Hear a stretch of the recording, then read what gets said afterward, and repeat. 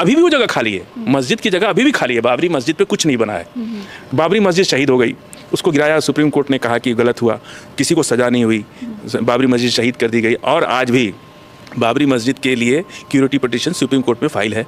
और ने कहा कि भाई आप 60 एकड़ ज़मीन ले लो, बगल में मंदिर बना लो अपनी। तब ये लोग कहते थे कि बीच वाले गुंबद की जगह चाहिए हमको, क्योंकि भगवान राम वहीं पैदा हुए और मस्जिद वाली जगह ही चाहिए। इतना जिद था इनको कि नहीं, हमको मस्जिद वाली जगह ही चाहिए। और जब मस्जिद शहीद किया तो वहाँ रामलला को स्थापित भी कर दिया।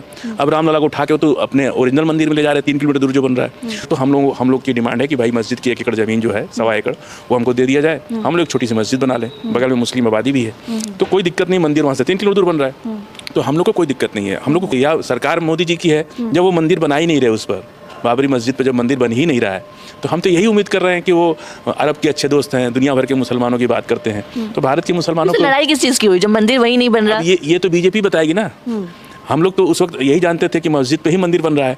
नमस्कार, स्वागत है आपका मेरे चैनल पर। मैं निशा झा। इस वक्त हमारे साथ बातचीत करने के लिए मुस्लिम स्कॉलर फजील अहमद जी हैं, इनसे बातचीत करेंगे। जिस तरीके से आप लोग देख रहे हैं, 22 जनवरी अयोध्या में राम मंदिर का शिलान्यास हो रहा है, प्राण प्रतिष्ठा हो रहा है। नरेंद्र मोदी खुद वहाँ पे जाके प्राण प्रतिष्ठा करने वाले हैं। तो फजील अहमद जी से बातचीत कर लेते हैं।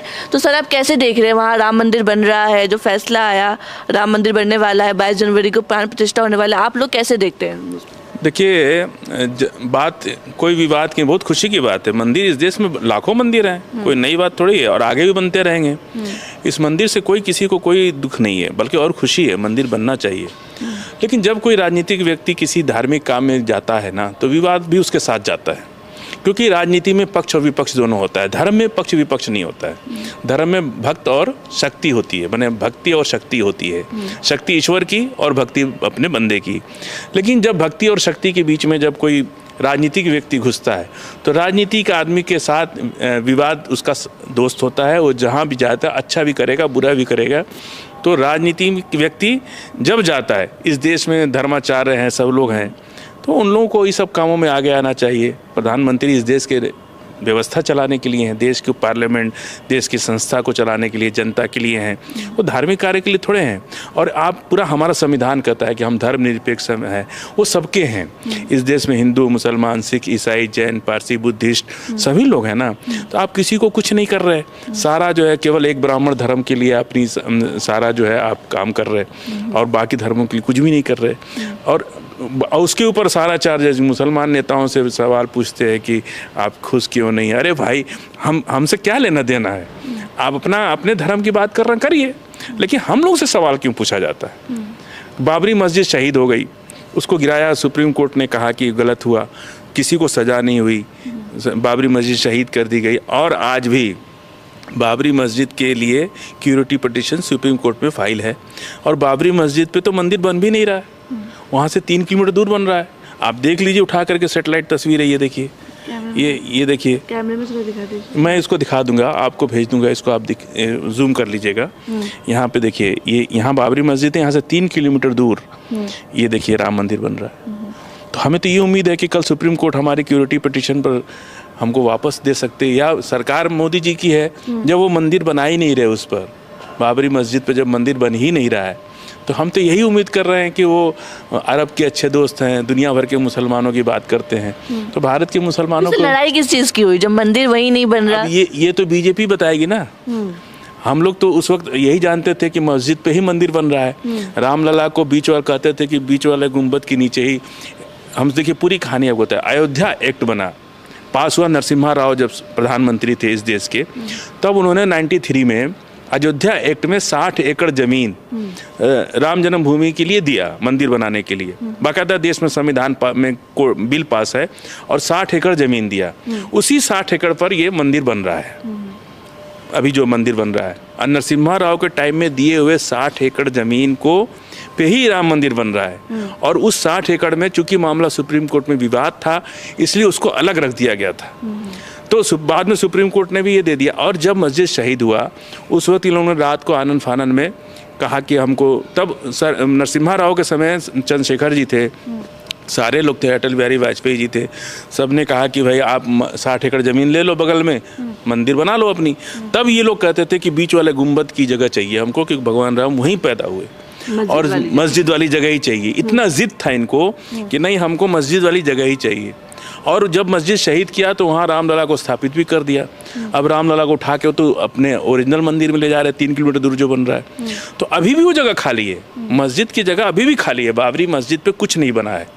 तो हम ये उम्मीद करते हैं कि अदालत से भी उम्मीद करते हैं और सरकार से भी उम्मीद करते हैं कि जब आप मस्जिद पे मंदिर नहीं बना रहे, अब वो जगह मस्जिद क्यों गिराया गया जब वहाँ नहीं? अब ये तो सवाल पुराने लोग देंगे। पहले हम लोग तो इस जनरेशन के हैं, हम लोग तो 2023 में जी रहे। घटना तो 1991-89 से पहले से भी शुरू चली आ रही है। तो अब ये तो वो टाइम चला गया और अब उस पर कोई बहस करने का विषय भी नहीं है। हम तो यही चाहते हैं कि मामला सुप्रीम कोर्ट में अभी भी सब जुडिशरी है और सिक्योरिटी पिटीशन फाइल है, और खुद सरकार चाहे तो हम लोग की डिमांड है कि भाई मस्जिद की 1 एकड़ ज़मीन जो है, 1.25 एकड़, वो हमको दे दिया जाए। हम लोग एक छोटी सी मस्जिद बना लें, बगल में मुस्लिम आबादी भी है, तो कोई दिक्कत नहीं। मंदिर वहाँ से 3 किलोमीटर दूर बन रहा है, तो हम लोग को कोई दिक्कत नहीं है। हम लोग को खुशी है राम मंदिर बन रहा है, कोई इसमें आपत्ति हम नहीं कर रहे।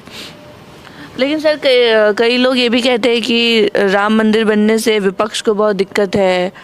फिर आगे ना बात, विपक्ष से क्यों मतलब है? जब राजनीतिक व्यक्ति कोई काम करता है तो मैं कहा ना कि विरोध भी उसके साथ जाता है, क्योंकि राजनीति में विरोध का स्पेस देन होता है। राजनीति में होता है विरोध का, विपक्ष का मतलब होता है। भाई आप क्यों ये बात बोलते हो कि विपक्ष को तकलीफ? आप जो भी करेंगे उसका उल्टा विपक्ष करेगा। अगर कांग्रेस कल शिलान्यास कराया था राम मंदिर का, तो क्या बीजेपी ने विरोध नहीं किया था? ये 60 एकड़ ज़मीन जब दे रही थी नरसिम्हा राव सरकार ने, तब इन्होंने विरोध नहीं किया था क्या? तब भी विरोध किया था।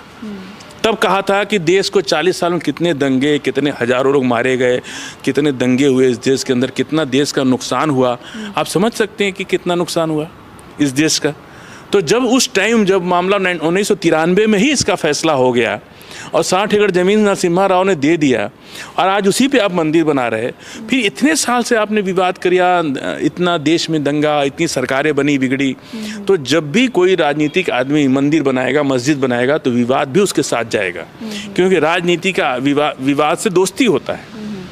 लेकिन सर जो तमाम संत समाज है, चाहे वो जगत गुरु शुभ्राचार्य हो, वो कह रहे हैं कि नरेंद्र मोदी की वजह से ही राम मंदिर बन रहा है, नरेंद्र मोदी के कारण ही मंदिर बना। समरथ के नहीं दोष गोसाई, तुलसीदास जी का है ना इस देश में कि समरथ के नहीं दोष गोसाई। सुप्रीम कोर्ट ने तो ऑर्डर किया ना, राम मंदिर तो पब्लिक के पैसा से बन रहा है। तो क्या हम कह सकते हैं, अगर हम यही बात हम भी कहते हैं कि जज साहब, जो गोगोई जज साहब थे, उनको अपनी राज्यसभा इसीलिए बना दिया कि उन्होंने फैसला आपके पक्ष में दिया, तो ये लोग बुरा मान जाते हैं? दोनों बात तो यही कह रहे हैं ना कि इन्होंने बना दिया। अरे इसीलिए हम कहते हैं कि आपने फैसले को प्रभावित किया राज्यसभा दे करके, तो ये लोग बुरा मान जाते हैं। क्या सुप्रीम कोर्ट को प्रभावित किया आपने? अगर आप ये बात बोल रहे तो हम इस फैसले को कह सकते हैं ना कि आपने फैसले को प्रभावित किया अपने सरकार के बल पर, और इसीलिए उस जज साहब को आपने राज्यसभा भेज दिया। ये बात तो ठीक नहीं है। कहने को समरथ के नहीं दोस्त, वो पावर में है, सभी को पावर चाहिए, बड़े बड़े मठ हैं इनके, चीज़ें इनकी चलती रहती हैं, तो ये लोग उनके खिलाफ नहीं जा सकते। और अपना आइडियोलॉजिकल भी ये जुड़े हुए हैं बीजेपी के साथ। जितने भी हमारे धर्मगुरु है, हिंदू धर्मगुरु, चाहे बाबा हैं, चाहे मठाधीश लोग हैं, चाहे महामंडलेश्वर, जो लोग भी हैं, वो बीजेपी से, चूँकि उनका जातिगत संबंध है, उनकी फेवरेट पार्टी है, तो वो लोग बोल सकते हैं कि। सर एक पोस्टर वायरल हो रहा है सोशल मीडिया पे कि जिसमें नरेंद्र मोदी राम जी का हाथ पकड़ते हुए, एक राम जी का बचपन वाला उनका है, उनका हाथ पकड़ के ले जा रहे हैं, तो उसमें दिखाया जा रहा है कि नरेंद्र मोदी को राम जी से भी बड़ा दिखा दिया गया है। इसको आप कैसे देखते हैं? इस पर हम कुछ नहीं बोलेंगे। यदि कोई अपने को भगवान मान ले तो मुझे लगता है कि इस पर हमारा बोलना ठीक नहीं है, क्यों? भगवान तो, राम तो भगवान है ना, वो सबके हैं ना, आपके नहीं है भगवान, तो आपको नहीं लेके साथ गए जा सकते हैं क्या?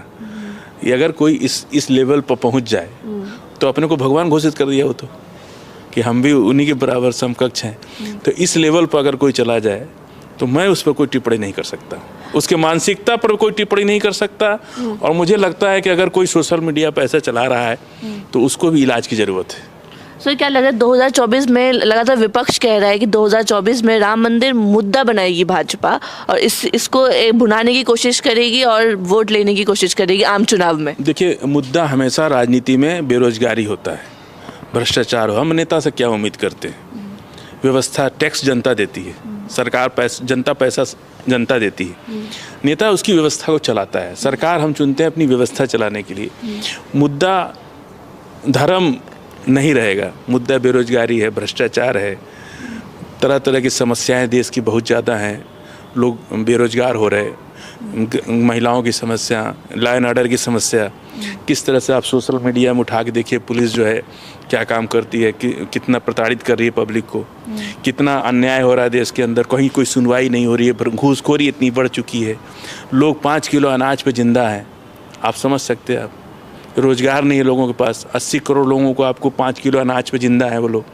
जो 5 किलो अनाज मिल रहा है वो आपके खिलाफ बोलेगा तो आप उसका तो 5 किलो अनाज भी छीन लेंगे आप, इसलिए लोग नहीं बोल रहे हैं।